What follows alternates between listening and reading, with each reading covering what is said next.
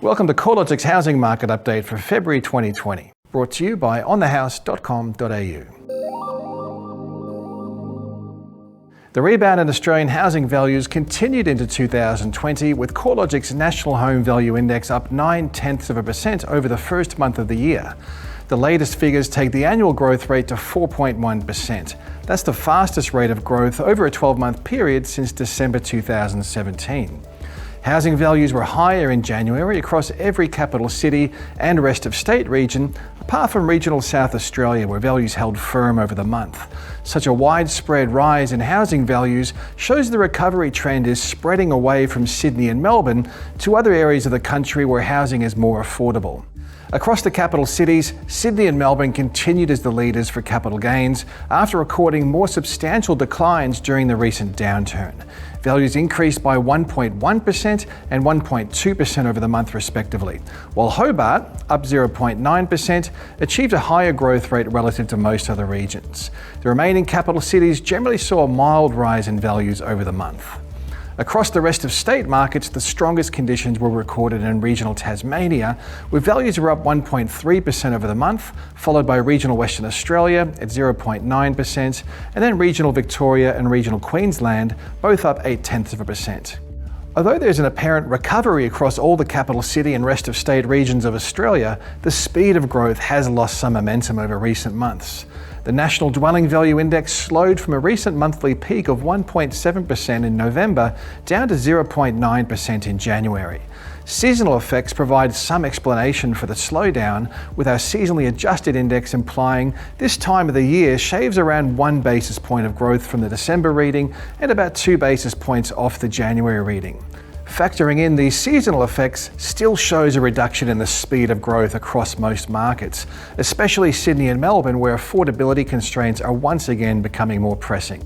As advertised stock levels rise over the early part of the year, we could see some further dampening of growth rates in these already unaffordable markets.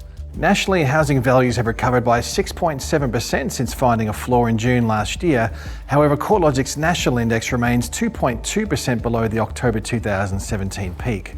With housing values rising at the quarterly pace of 3.7%, we're likely to see a nominal recovery in the national home value measure within the next 2 or 3 months. 4 of Australia's 8 capital cities are already showing home values at new record highs. They're Brisbane, Adelaide, Hobart and Canberra. Sydney values need to recover by a further 5.4% before posting a nominal recovery, and Melbourne values need to see a further 1.2% lift. Perth and Darwin will take a much longer time to see values recover. Although the Perth market seems to be moving into a recovery phase now, housing values remain 21.3% below their 2014 peak, and Darwin values are 31.8% below their peak. For Perth homeowners, the latest results deliver some positive news. Housing values are slowly emerging from a slump that's lasted 5.5 years. Dwelling values edged 0.1% higher over the month, and Perth dwelling values posted their first rise over a rolling quarter since May 2018. Improving conditions are most evident across the most expensive areas of Perth, with the upper quartile recording a 0.8% rise in values over the past 3 months, compared with a 0.4% lift across the lower quartile. Improving conditions can also be seen in shorter selling times and smaller discounting rates from vendors. Overall, the January results show a continuation in the recovery cycle and confirms that many of the smaller capital cities have already seen housing values recover from the recent downturn to reach new record highs. Of course, January can be a hard month to read the housing market. Seasonal factors deliver a reduction in sales activity, auction markets become quieter, and listing numbers drop sharply. Through February, we should receive a much better feel for housing market trends as activity returns to normal. Despite the seasonality, there is evidence to suggest that housing value growth rates are tapering in Sydney and Melbourne, although with values rising at more than 1% month on month, this pace of growth is still unsustainable considering household income growth is sluggish and housing affordability challenges are worsening. The ratio of housing values to household incomes, based on data to September last year, has risen to 8.5 in Sydney and 7.4 in Melbourne.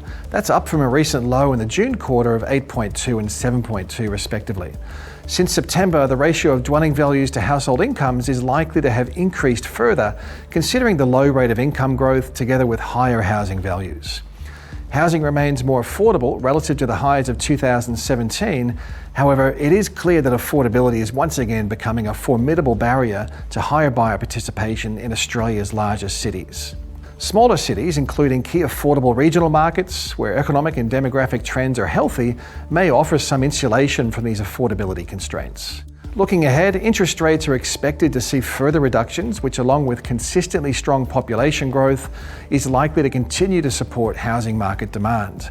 From a supply perspective, new housing construction remains in decline, despite the recent uplift in dwelling approvals over the past few months. This may lead to undersupply pressures across the new housing sector later this year, providing support for housing prices through the year. A big test for the market will be advertised supply levels. As the market moves out of the festive season slowdown, we're expecting more homeowners to take advantage of the strong selling conditions and recovery in housing prices. Advertised listing numbers remain below average through most of 2019. We're expecting the number of homes available for sale to also rise in 2020, which may result in a wider range of choice. The knock-on effect could dampen the sense of urgency to purchase housing and could mitigate some of the more rapid growth. If you're interested in staying in tune with the housing market trends and economic factors affecting the market, you can visit the research pages at www.corelogic.com.au.